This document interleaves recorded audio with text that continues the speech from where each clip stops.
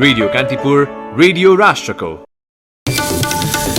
सांसद मातहतमा खर्च हुने स्थानीय पूर्वाधार विकास साझेदारी कार्यक्रम अन्तर्गतको रकम कोरोना कोषमा राख्ने सहमति, जनताको स्वास्थ्य उपचारका लागि दलहरूको साझा प्रतिबद्धता, कोरोना परीक्षणको दायरा बढाउन तथा नागरिकको दैनिकीसँग जोडिएका विषयमा गम्भीर बन्न सरकारलाई सरकारवालाको सुझाव, भारतसँगको सीमामा आवत जावत अनिश्चितकाललाई बन्द, लकडाउनको अवधिमा 48,000 टन खाद्यान्न आयात, दुर्गममा खाद्यान्न मौजदात पर्याप्त, तराईमा भने केही समस्या हुन सक्ने अनुमान, विश्व स्वास्थ्य संगठन WHO लाई दिँदै आएको सहयोग रकम रोक्ने अमेरिकाको निर्णय, महामारी नियन्त्रणका लागि असफल भएको ठहर, र 13औं दक्षिण एसियाली खेलकुद सागका खेलाडीलाई केही दिनभित्रै पुरस्कार रकम दिने राखेको भनाई, पुरस्कारका लागि आवश्यक व्यवस्थापन टुङ्गिएको दावी।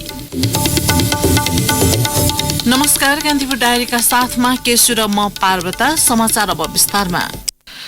निर्वाचित सांसदहरूले प्राप्त गर्दै आएको स्थानीय पूर्वाधार विकास साझेदारी कार्यक्रमको चालू आर्थिक वर्षको रकम कोरोना भाइरस संक्रमण रोकथाम तथा उपचार कोषमा राख्न संसदको कार्यव्यवस्था परामर्श समितिमा सहमति जुटेको छ। प्रतिनिधि सभामा प्रतिनिधित्व गर्ने सबै राजनीतिक दलहरूले निर्वाचित प्रत्येक सांसदले प्राप्त गरेको 6 करोड़ रकमको काम हुन बाँकी रकम कोरोना कोषमा राख्न समर्थन जनाएका हुन्।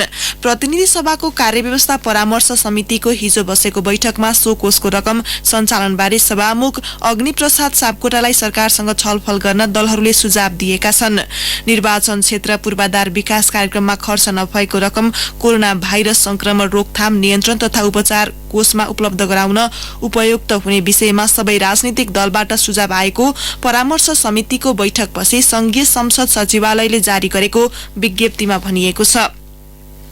कार्यव्यवस्था परामर्श समितिमा भएको निर्णयबारे सत्तारूढ दल नेकपा सचेतक शान्ता चौधरीले भन्नुभयो, स्थानीय पूर्वाधार विकास साझेदारी कार्यक्रमको विषयमा गम्भीरतापूर्वक कुरा उठेको थियो। सकेसम्म अहिले विकास निर्माणको काम अगाडि बढ्ला जस्तो नदेखिएपछि त्यो पैसा कोरोना कोषमा राख्ने विषयमा सबै एकमत हुनु भयो र सभामुखले पनि सहमति जनाउनु भएको थियो। जनता जीवन रक्षा गर्नका लागि सो रकम उपयोग हुन दिनुपर्नेमा सबैको एकमत रहेको उहाँले जानकारी दिनुभयो। प्रमुख प्रतिपक्ष कांग्रेसका प्रमुख सचेतक बालकृष्ण खाँडले बजेट अभावमा जनतालाई स्वास्थ्य उपचार अभाव नहोस् भनेर चालु आर्थिक वर्षकै रकम रकमान्तर गरेर प्रयोग गर्ने बारे सहमति जुटेको बताउनुभयो। संसद अधिवेशन अन्त्य भएको र संसदीय समितिका बैठक पनि बस्न नसकेको अवस्थामा संसदको भूमिका कसरी प्रभावकारी बनाउने भन्ने बारेको छलफलमा कांग्रेसले सरकार पारदर्शी नभएको बताएको थियो। खास गरी सरकारले चीनबाट खरिद गरेर ल्याएका स्वास्थ्य सामग्रीमा अनियमितता र ती सामग्रीको गुणस्तरका विषयमा कार्यव्यवस्था समितिमा प्रतिनिधित्व गर्ने कांग्रेस सांसदहरूले प्रश्न उठाएका थिए। प्रमुख सचेतक खाँडले भन्नुभयो, चीनबाट ओम्नीले ल्याएको सामग्री प्रयोगशालामा परीक्षण नगरी प्रयोगमा ल्याइएको बारे कांग्रेसले प्रश्न उठाएको थियो। सुरुमा सरकारी निकायले प्रयोग गर्न हुन्न भन्यो र अहिले प्रयोगमा ल्याइएको छ। जुन कम्पनीलाई रातारात सामग्री खरिद गर्न दियो त्यो कम्पनीले सबै सामान पनि ल्याएन र गुणस्तरीय सामान पनि ल्याएन।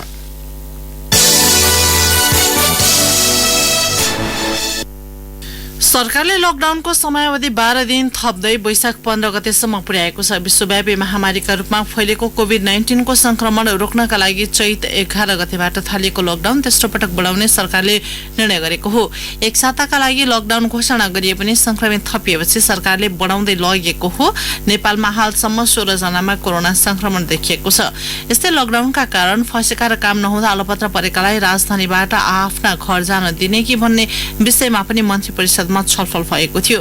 यसैबीच लकडाउन 12 दिन थप्ने निर्णय गरेसँगै सरकारले छिमेकी भारतसँगको सीमामा आवत जावत अनिश्चितकालसम्मलाई बन्द गरेको छ।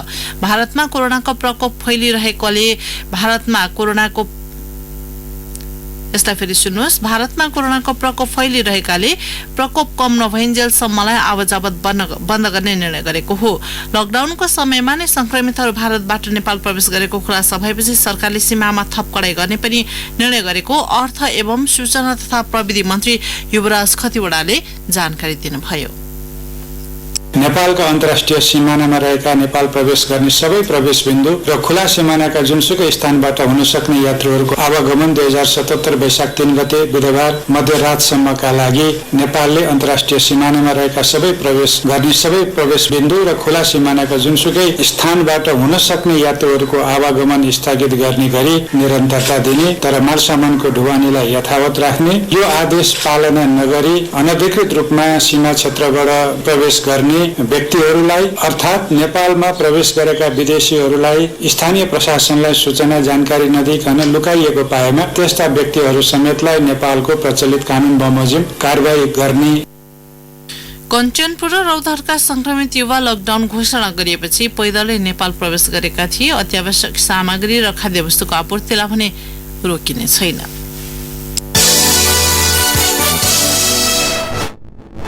अब पालो कान्तिपुर सविस्तारको। कान्तिपुर सविस्तार।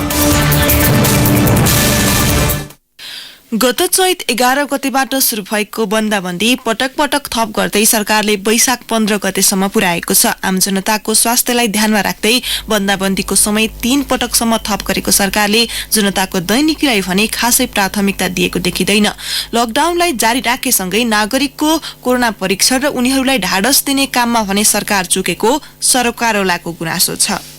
2077 साल वैशाख 3 गते बुधबार मध्यरातसम्मको लागि नेपालभर लागू हुने गरी जारी गरिएको आदेश हाललाई मिति 2077 वैशाख 15 गते सोमबार मध्यरातसम्मका लागि नेपालभर लागू हुने गरी निरन्तरता दिने र सोको सूचना नेपाल राजपत्रमा अतिरिक्ताङ्कमा प्रकाशित गर्ने निर्णय भएको छ। सरकारले मंगलबार गरेका निर्णय सुनाउँदै सरकारका प्रवक्ता समेत रहेका अर्थ एवं संचार तथा सूचना प्रविधि मन्त्री युवराज खतिवडा गत चैत 10 गते 17 गते 24 गते र मंगलबार बसेको मन्त्री परिषद बैठकले लकडाउन थप गर्ने निर्णय गरेको हो। कोरोनाले विश्व आक्रान्त बनाएको समय लकडाउनको समयावधि बढाउनु उचित नै हो, तर लकडाउन बढाउँदा सरकारले जनताको दैनिकीलाई विशेष ध्यान दिनुपर्छ। हुने खानेका लागि लकडाउनले खासै असर नपारे पनि हुँदा खानेका लागि भने पटक पटक थपिँदै गएको लकडाउनले चिन्ता पनि थप्दै गएको छ। विशेष गरी जनताको खाना, स्वास्थ्य र सुरक्षाको जिम्मा सरकारले लिनुपर्ने, त्यसमा सबैले सहयोग गर्नुपर्ने मानव अधिकार कर्मी सुदीप पाठकको तर्क छ। मानव अधिकारको दृष्टिले हामीले मूलभूत रूपमा स्वास्थ्य, त्यसपछि भोजन, दैनिक जीवनका आवश्यकताका कुराहरू, त्यसपछि शान्ति सुरक्षा, यी तीनटा कुरालाई चाहिँ सरकारले नै गर्नुपर्छ। अहिलेको परिस्थितिमा मूलतः 3 कुरा र त्यसका निमित्त सबैले मद्दत पुर्याउनुपर्छ। सरकारले लकडाउन थप गर्दै जाँदा संविधानमै भएको मानव अधिकार सम्बन्धी व्यवस्थालाई पनि ख्याल गर्नुपर्छ। मानव अधिकार कर्मी पाठक तीनै तहको सरकार बीच समन्वय गर्न पनि सुझाव दिनुहुन्छ। अनि यतातिर चाहिँ दैनिक जीवनको आवश्यकतालाई संकटमा नपारियोस्, त्यसलाई घर घरसम्म पुर्याउने परिपाटीको सम्बन्धमा संघ, प्रदेश र स्थानीय सरकार मिलेर काम गर्ने, मोडालिटी बनाउने सम्बन्धमा र केही विशेष चाहिँ कार्यहरू सरकारले गर्नुपर्छ। श्रम मन्त्रीजीलाई, परराष्ट्र मन्त्रीजीलाई, आपूर्ति मन्त्रीजीलाई समेत हाम्रो सुझाव छ। मलाई लाग्छ यो 4वटा मन्त्रीजीहरूले नियमित चाहिँ एउटा नीति बनाएर अहिले काम गर्नुपर्छ। जनस्वास्थ्यका क्षेत्रमा लामो समयदेखि काम गर्दै आएका जनस्वास्थ्य वैज्ञानिक समीर मणि दीक्षितको भनाइ पनि पाठकको भन्दा फरक छैन। दैनिकीसँग जोडिएका सामग्री किन्न सरकारले निश्चित समय छुट्याउनु पर्ने, ताकि सुरक्षाकर्मीको रुखो वचन जनताले सुन्न नपरोस् भन्ने उहाँको तर्क छ। लकडाउनका बेला पनि नागरिकको दैनिकी कष्टकर नहोस् भन्नेमा सरकारको ध्यान जान जरुरी रहेको उहाँ सुनाउनुहुन्छ। अहिलेलाई लकडाउन ठिक छ, अर्को 1 हप्तालाई ठिकै होला, ल पर्यो भने 2 हप्तालाई पर्यो भने गरिएला। तर एउटा देशले, विकासोन्मुख देश हामी जस्तो देशले 6 हप्ता लकडाउन खेप्यौं भने के हुन्छ हाम्रो हालत?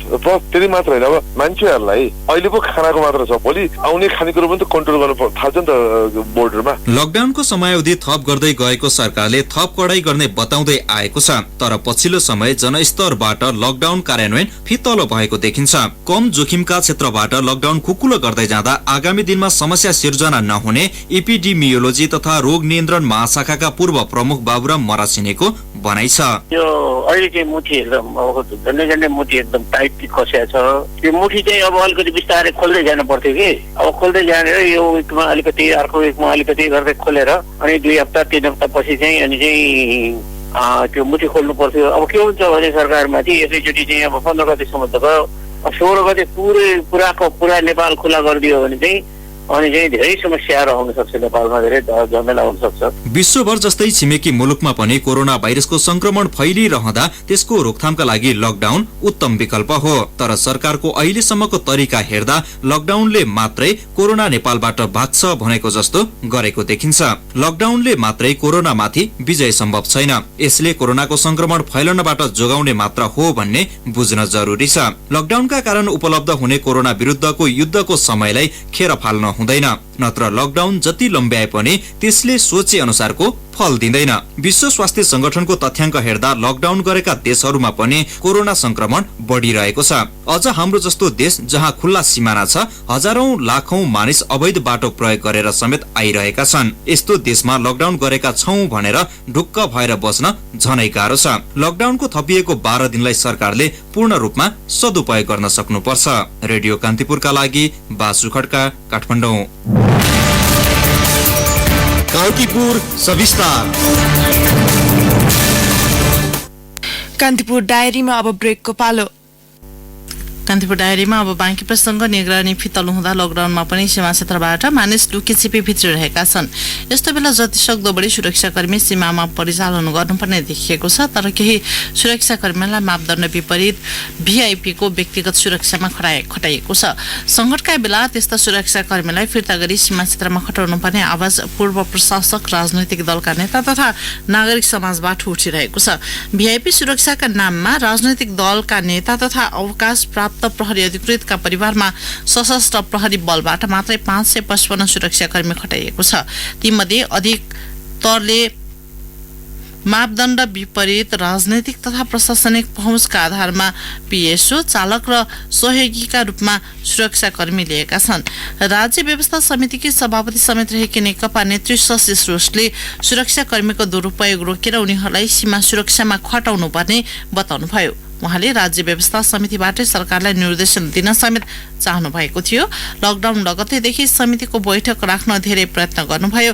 नसकेपछि अनलाइनबाटै बैठक राख्ने योजना पनि अघि सार्नुभयो। समितिका सदस्यहरूलाई जोड्न भाइबर ग्रुप पनि तयार पार्नुभयो। तर भाइबर ग्रुपमा आधा सदस्य पनि नजोडेपछि अनलाइन बैठक राख्ने प्रयत्न सफल हुन सकेन।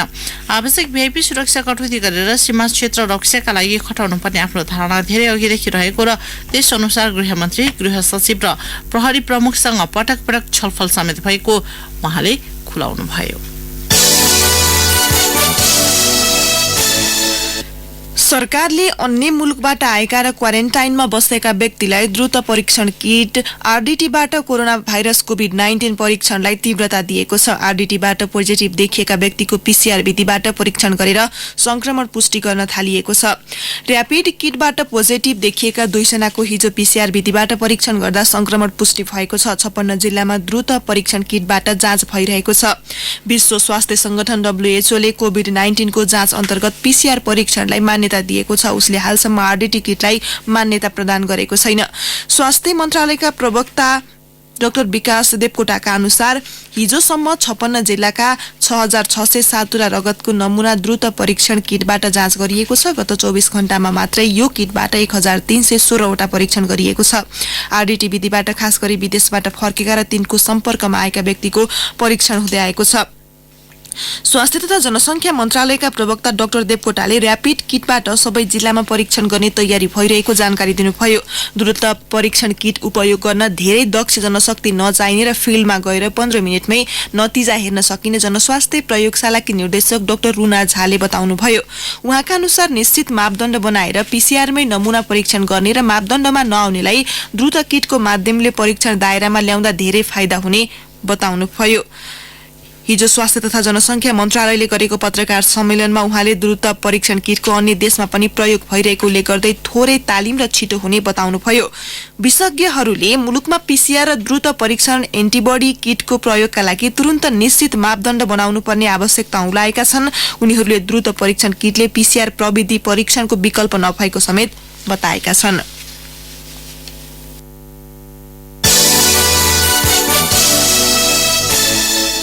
ऱ्यापिड डायग्नोस्टिक टेस्ट आरडीटी किटबाट हिजो गरिएको परीक्षणमा सप्तरी र काभ्रेका 2 र धादिका 1 जनामा कोभिड-19 पोजिटिभ देखिएको छ। संक्रमण पुष्टि गर्न पीसीआरका लागि उनीहरू सबैको स्वाब संकलन गरिएको छ।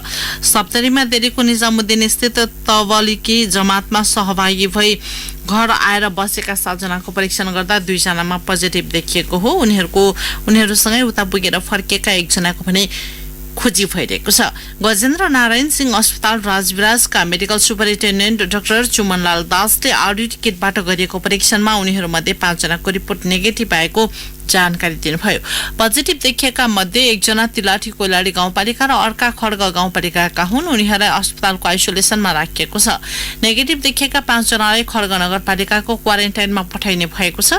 पीसीआरका लागि 7 जनाको स्वाब संकलन गरिएको डाक्टर दासले जानकारी दिनुभयो। गत मार्च 8 र 9 को तबलिकी जमातमा पुगेर फर्केपछि घरमा बसिरहेको सूचना पाएपछि उनीहरूलाई स्थानीय जनप्रतिनिधि र जिल्ला स्थित उच्च संयन्त्रले परीक्षणका लागि अस्पताल पुर्याएको थियो। यसैबीच सप्तरीको डिमान स्थित मस्जिदमा 11 जना भारतीय भेटिएका छन्। उनीहरू लकडाउन सुरु हुनुभन्दा केही दिन अघि सो मस्जिदमा बस्दै आएको खुलेको छ। काभ्रेमा भारत र दुबईबाट फर्केका 2 युवामा पोजिटिभ देखिएको हो। बेथानचोक गाउँपालिका र मण्डन देवपुर नगरपालिकाका उनीहरूलाई हिजो धुलीखेल अस्पतालको आइसोलेसनमा राखिएको छ। यसैबीच ऱ्यापिड डायग्नोस्टिक टेस्ट आरटीडी परीक्षणमा कोरोना नेगेटिभ देखिएपछि झापाका 2 क्वारेन्टाइनमा 14 दिन बसेकालाई घर पठाउन थालिएको छ। हिजो बिहान 17 जनालाई विभिन्न जिल्ला स्थित आफ्नो घर पठाइएको भद्रपुर नगरपालिका प्रमुख जीवन कुमार श्रेष्ठले बताउनुभयो। प्रदेश 5 का विभिन्न स्थानका क्वारेन्टाइनबाट स्वास्थ्य परीक्षण नै नगराई धमाधम घर पठाउन थालिएको छ। क्वारेन्टाइन अवधि पूरा गरेर परीक्षण बिना नै गाउँ पुगेकाहरू भने अहिले पनि कोरोनाकै त्रासमा छन्। गाउँपालिकाको क्वारेन्टाइनमा 15 दिन बसेर घर फर्केका गुल्मीको मालिका 6 अर्जैका लक्ष्मण अधिकारीले परीक्षण नभएकाले अहिले पनि डर रहेको बताए। उनी भारतको दिल्लीबाट चैत 11 गते घर पुगेका थिए। उनले फोनमा भने मेरो त होम क्वारेन्टाइन पनि सकियो, तर मन हलुङ्गो भएको छैन। परीक्षण गर्न पाए ढुक्क हुने भए पनि गाउँमा सुविधा नपाएको र शहरमा जान साधन नभएको उनले बताए। अर्जै स्वास्थ्य केन्द्रका प्रमुख खिमराज पोखरेलले भने गाउँमा ज्वरो रुगा खोकीका लक्षण देखिए मात्र परीक्षण गर्ने गरेको बताउनुभयो। उहाँले भन्नुभयो सोमबार किट आएको छ, अब क्वारेन्टाइनमा बसेकाको पनि परीक्षण गर्ने कि भन्ने छलफल हुँदैछ, तर टुङ्गो लागेको छैन। रूपन्देहीको तिलोत्तमा नगरपालिकाको दुर्गादत्तमा अवस्थित क्वारेन्टाइनमा सुरुमा 54 जना थिए, तीमध्ये 29 जना परीक्षण नगरी घर फर्केका छन्। कोभिड-19 को महामारी फैलिन नदिन लकडाउन जारी रहेका बेला सरकारले भूमिहीन सुकुम्बासी तथा अव्यवस्थित बसोबासीलाई जग्गा बाँड्न अधिकार सम्पन्न उच्च स्तरीय आयोग गठन गरेको छ। मन्त्री परिषद बैठकले घर घरेरी र खेतीपातीका लागि जग्गा उपलब्ध गराउन अनि कपा चितवनका नेता देवी प्रसाद गेवालीको अध्यक्षतामा आयोग गठन गरेको हो। भूमि व्यवस्था सहकारी तथा गरिबी निवारण मन्त्रालयका सहसचिव एवं प्रवक्ता जनकराज जोशीले भूमि सम्बन्धी समस्या समाधान आयोगमा जगत देउजा सिन्धुपाल्चोक भीमबहादुर कार्की कास्की मञ्जली साइके ललितपुर र दिनेश चन्द्र यादव बाँके र 7 प्रदेश सरकारले तोकेका 1-1 जना सदस्य रहने जानकारी दिनुभयो। प्रदेश सरकारले तोकेको व्यक्ति भने सम्बन्धित प्रदेशका लागि मात्र सदस्य रहने व्यवस्था गठन आदेशमा छ। प्रदेश सरकारहरूले सदस्य तोक्न बाँकी छ। गठन आदेशमा आयोगमा केन्द्र सरकारले तोकेको सदस्य सचिव सदस्य रहने व्यवस्था छ। सरकारले आयोगको सदस्य सचिव तोकिसकेको छैन। अध्यक्ष गेवालीले भरतपुर महानगरपालिकामा मेयर पदमा रेणु दाहालसित पराजित तत्कालीन एमालेका उम्मेद्वार हुन्। सरकारले आयोगलाई देशभर जग्गा खोजेर भूमिहीन र अव्यवस्थितलाई उपलब्ध गराउन 3 वर्षको समय दिएको छ। प्रधानमन्त्री एवं नेकपा अध्यक्ष केपी शर्मा ओलीले पार्टी सचिवालय बैठकका संवेदनशील बहस र सूचना जस्ताको तस्तै बाहिरिएको भन्दै नेताहरूसँग असन्तुष्टि जनाउनु भएको छ। सूचना बाहिरिँदा निर्णय अगाडि अनावश्यक बहस हुने गरेको, त्यसले निर्णय लिन कठिन भएको र भएका निर्णय समेत कार्यान्वयन गर्न सक्ने अवस्था नआएको उहाँको भनाइ थियो। प्रधानमन्त्री ओलीले सचिवालयका केही नेतालाई फोन गरेरै आन्तरिक विषय छरपष्ट भएको भन्दै असन्तुष्टि जनाउनु भएको हो। पार्टीको आन्तरिक छलफल र निर्णयमा प्रधानमन्त्री ओलीको गम्भीर चासो देखिएको सचिवालयका एक सदस्यले बताए। केही दिनअघि प्रधानमन्त्री ओलीबाट टेलिफोनमा व्यक्त भनाइ उद्धृत गर्दै सचिवालयका एक सदस्यले भने, पार्टी बैठकका छलफल जस्ताको तस्तै बाहिर जान्छन्। यसरी त भएन, कहाँबाट यस्तो भएको छ? अलि गोपनीयता कायम राख्नुपर्ने भयो। कोभिड-19 को जोखिमले मुलुक लकडाउनमा रहेका बेला विश्वविद्यालयहरूले शिक्षण गतिविधि अनलाइनबाट शुरू गरेका छन्। विश्वविद्यालयले चैत, वैशाख र जेठका पूर्व निर्धारित परीक्षा तालिका पनि स्थगित गरेका छन्। सुदूरपश्चिमाञ्चल विश्वविद्यालयका इन्जिनियरिङ संकाय र सिभिल इन्जिनियर विभागले आइतबारबाट अनलाइन कक्षा शुरू गरेका छन्। शिक्षा मन्त्रालय उपकुलपति डिनको निर्देशन तथा विभागीय छलफलबाट अनलाइन कक्षा चलाउने निर्णय भएको ती विभागले जनाएका छन्।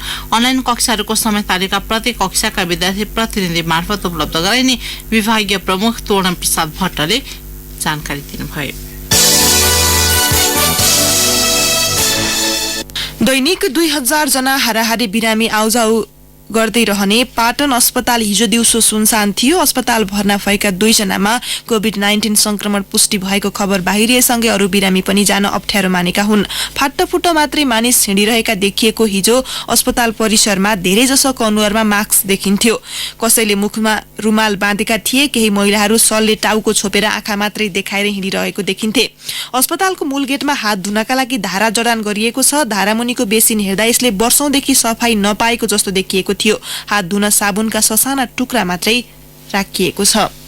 कान्तिपुर डायरीमा पुनः ब्रेकको पालो। अब आर्थिक प्रसंग। लकडाउन यता 48,000 टन खाद्यान्न आयात भएको छ। यस अवधिमा पहिलो साताको तुलनामा दोस्रो र तेस्रो सातामा खाद्यान्नको आयात 9.7 र 51.2% बढेको उद्योग वाणिज्य तथा आपूर्ति मन्त्रालयले जानकारी दिएको छ। दोस्रो साताको तुलनामा खाद्यान्न आयात 37.8% बढेको मन्त्रालयकी सहायक प्रवक्ता उर्मिला केसीले बताउनुभयो। उहाँले भन्नुभयो, चैत 11 देखि वैशाख 1 सम्म 48,159 टन खाद्यान्न आयात भएको छ। उद्योग पनि सञ्चालन भइरहेका छन्। खाद्य वस्तुसँगै कच्चा पदार्थको आयात पनि भइरहेको उहाँले जानकारी दिनुभयो। अत्यावश्यक वस्तु उत्पादन गर्ने उद्योगले कुल क्षमताको 50% भन्दा बढी उत्पादन गरिरहेको मन्त्रालयको तथ्याङ्क छ।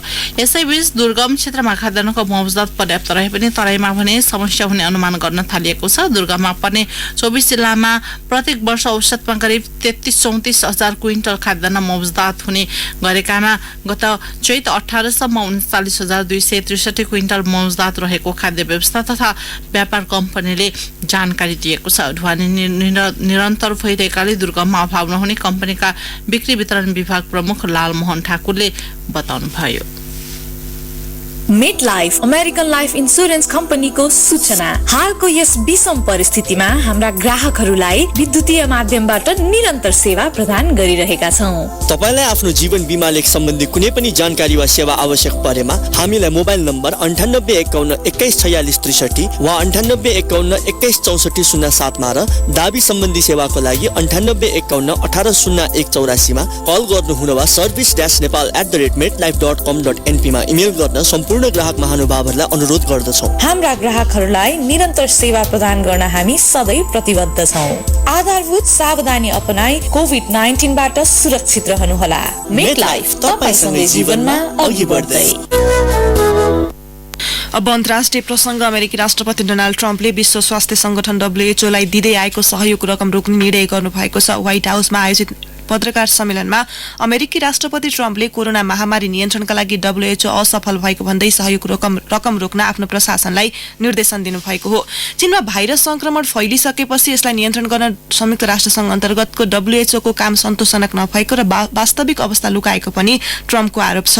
ट्रम्पले यसअघि पनि विश्व स्वास्थ्य संगठन चीन केन्द्रित भएको आरोप लगाउनु भएको थियो। WHO को लापरवाहीको कारण धेरै मानिसले ज्यान गुमाएको भन्दै यसको जवाफदेही हुनुपर्ने ट्रम्पको भनाइ छ। अमेरिका WHO को सबैभन्दा ठूलो दाता राष्ट्र हो। गत वर्ष मात्र अमेरिकाले 40 करोड अमेरिकी डलर सहयोग गरेको थियो। यो WHO को कुल बजेटको 15% हो। पछिल्लो समय भाइरस संक्रमणको केन्द्रबिन्दु बनेको अमेरिकामा हालसम्म 25,000 भन्दा बढी मानिसको मृत्यु भइसकेको छ भने संक्रमितको संख्या 5,92,743 पुगेको बीबीसीले उल्लेख गरेको छ। अब खेल प्रसङ्ग नेपालमा गत मङ्सिरमा भएको 13औं दक्षिण एसियाली खेलकुद सागमा पदक जितेका नेपाली खेलाडीले पुरस्कार पाउन अझै केही दिन कुर्नुपर्ने भएको छ। मङ्सिर 15 देखि 24 सम्म भएको सागका पदाधिकारीलाई सरकारले तत्कालै नगद पुरस्कार दिने घोषणा गरेको थियो। युवा तथा खेलकुद मन्त्रालय र राष्ट्रिय खेलकुद परिषद राखेपाले पुरस्कारका लागि आवश्यक व्यवस्थापन टुङ्ग्याएका छन्। कोष तथा लेखा नियन्त्रक कार्यालय को सर्भर बिग्रेका कारण खेलाडीको ब्याङ्क खातामा पुरस्कार हाल्ने काम 2-3 दिन पछाडि सर्न सक्ने राखेपले जानकारी दिएको छ। मङ्सिर 14 मा साग सकिएको भोलिपल्ट प्रधानमन्त्री केपी शर्मा ओलीले पदक विजेताका लागि पुरस्कार घोषणा गर्नुभएको थियो। पुरस्कार कार्यविधिका कारण प्रधानमन्त्रीको घोषणा कार्यान्वयन हुन लामो समय लागेको थियो। यसबीचमा 1 महिनादेखि कोभिड-19 का कारण दैनिक कार्य सम्पादनमा असर पुगेको थियो। राखेपले चैत मसान्तभित्र खेलाडीको ब्याङ्क खातामा पुरस्कार रकम पठाउने तयारी गरेको थियो। राखेपका राष्ट्रिय टिम तयारी शाखा प्रमुख महेन्द्र कुमार राईले कान्तिपुरसँग भने हामीले चैत 30 मा आधा जसो खेलाडीको पुरस्कारलाई अन्तिम रूप दिएर कोलेनिका पठाउन लागेका थियौं। समय अभावले त्यस दिन सम्भव भएन। हिजो सबै काम सम्पन्न गर्ने लक्ष्य थियो, तर कोलेनिकाको सर्भर बिग्रेकाले सम्भव हुन नसकेको हो। उनका अनुसार सर्भर बनेपछि कोलेनिकाबाट प्रमाणीकरण भएको आधा घण्टामै पुरस्कार रकम खेलाडीको ब्याङ्क खातामा पुग्नेछ। यिनै प्रसङ्गसँगै कान्तिपुर डायरीको यो बुलेटिन यही सकिन्छ। 8 बजे हामी डेभलपमेन्ट एन्ड इकोनोमिक्स डायरीका साथमा उपस्थित हुने नै छौं। अहिलेलाई केशु र म पार्वती आज्ञा माग्छौं। नमस्कार। सूचना र मनोरञ्जनको संवाहक रेडियो राष्ट्रको रेडियो कान्तिपुर।